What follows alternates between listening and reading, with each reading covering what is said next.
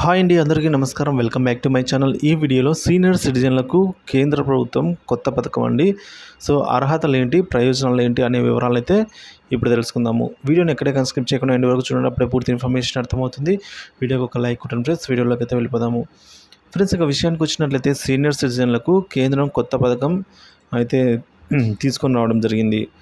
So కేంద్ర ప్రభుత్వం వృద్ధుల విషయంలో ప్రత్యేక ఫోకస్ అయితే పెడుతుంది. ఎందుకంటే ఇప్పటి నుంచి ఇండియాలో ముసలివారి సంఖ్య పెరిగిపోతూ 2047 నాటికి బాగానే ఎక్కువ సంఖ్యలో ఉంటారనే ఆలోచనలో కేంద్రం అయితే ఉంది. సో ఇప్పటి నుంచి పెరిగి 2047 సంవత్సరం నాటికైతే ఎక్కువ మంది ఉండవచ్చు. అందువల్ల ఈ ముసలివారికి వీలైనంత ఎక్కువగా ప్రయోజనాలు కల్పించాలనుకుంటుంది ప్రభుత్వం. అందులో భాగంగా ఈ పథకం అయితే తీసుకొని రావడం జరిగింది. సో తల్లిదండ్రులను చూసుకోవడం పిల్లల బాధ్యత. కానీ ఈ రోజుల్లో చాలామంది ముసలివారైన పేరెంట్స్ని పట్టించుకోవట్లేదు. అలాంటి సమయంలో వారికి ఆసరా లేకుండా పోతుంది. దీన్ని దృష్టిలో ఉంచుకొని సీనియర్ సిటిజన్లకు సరైన ఆరోగ్య జీవితంతో పాటుగా సామాజిక ఆర్థిక భద్రతను అందించడానికి కేంద్ర ప్రభుత్వం అటల్ వయో అభ్యుదయ యోజన AVYAYను ప్రారంభించింది. ఈ పథకం ద్వారా వృద్ధులను కేంద్రం ఆదుకుంటుంది, వారికి ఆరోగ్య సేవలు కూడా అందిస్తుంది.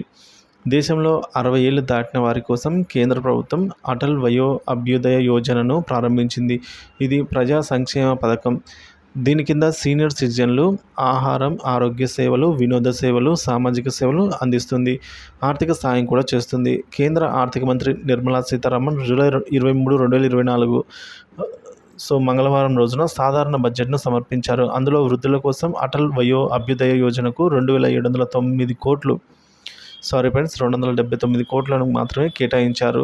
సో దేశంలోని వృద్ధులకు వైద్య సదుపాయాలు కల్పించడంతో పాటు వృద్ధాశ్రమాలను కూడా అప్గ్రేడ్ చేయడానికి ఈ వయోశ్రీ పథకం కింద వృద్ధులకు అవసరమైన కళ్ళద్దాలు, వాకింగ్ స్టిక్స్, వినికిడి యంత్రాలు వంటి పరికరాలను ఇవ్వడం కోసం అయితే ఈ మొత్తాన్ని ఖర్చు చేస్తారన్నమాట. ఇక అటల్ వయో అభ్యుదయ యోజన ప్రయోజనాల విషయానికి వచ్చినట్లయితే దేశంలోని సీనియర్ సిటిజన్లకు సహాయం చేయడానికి ఆర్థిక మంత్రి నిర్మలా సీతారామన్ గారు ఈ అటల్ వయో అభ్యుదయ యోజనను ప్రారంభించారు. ఈ పథకం ద్వారా భారతీయ వృద్ధులందరికీ కూడా ఆహారం, నీరు, ఆరోగ్యం, వినోదం, సురక్షితమైన సంరక్షణ మరియు మొదలైన ప్రాథమిక అవసరాలను అయితే అందిస్తారు. ఈ పథకం కింద దేశంలోని అన్ని రాష్ట్రాల్లోని వృద్ధాశ్రమాలు ఏర్పాటు చేస్తారు. సో వృద్ధుల చికిత్స కోసం దేశంలోని అన్ని రాజధానుల్లో సంరక్షణ కేంద్రాలు అయితే స్థాపిస్తారు. ఈ పథకాన్ని నిర్వహించేందుకు జాతీయ హెల్ప్ లైన్ కూడా ఏర్పాటైతే చేయడం జరుగుతుంది. సో ఈ అటల్ వయో అభ్యుదయ యోజన పొందేందుకు గల ఎలిజిబిలిటీ అర్హతలు చూద్దాము. అటల్ వయో అభ్యుదయ యోజన కింద దరఖాస్తు చేయడానికి దరఖాస్తుదారునికి తప్పనిసరిగా భారతదేశ పౌరుడిగా అయితే ఉండాలి. దరఖాస్తుదారుడి వయసు 60 సంవత్సరాలు లేదా అంతకంటే ఎక్కువ ఉండాలి. పిల్లలు లేని నిరుపేద వృద్ధులు పిల్లలు ఉంటే వారి ఇళ్ళ నుంచి బయటికి పంపేసిన వారు ఈ పథకానికి అర్హులు.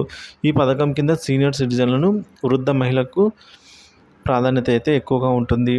ఇంకా అటల్ వయో అభ్యుదయ యోజన కోసం అవసరమైన డాక్యుమెంట్స్ ఏంటంటే, సో ఈ పథకం కోసం ఆదాయ పన్ను ధృవీకరణ పత్రం అంటే ఇన్కమ్ ట్యాక్స్, అలాగే ఆధార్ కార్డు, ప్రాథమిక చిరునామా అడ్రస్ ప్రూఫ్, ఇంకా ఆరోగ్య సమాచార పత్రాలు, health certificate, so income tax certificate, Aadhaar card, address proof, so health సంబంధించిన సమాచార పత్రాలు అవసరమవుతాయి.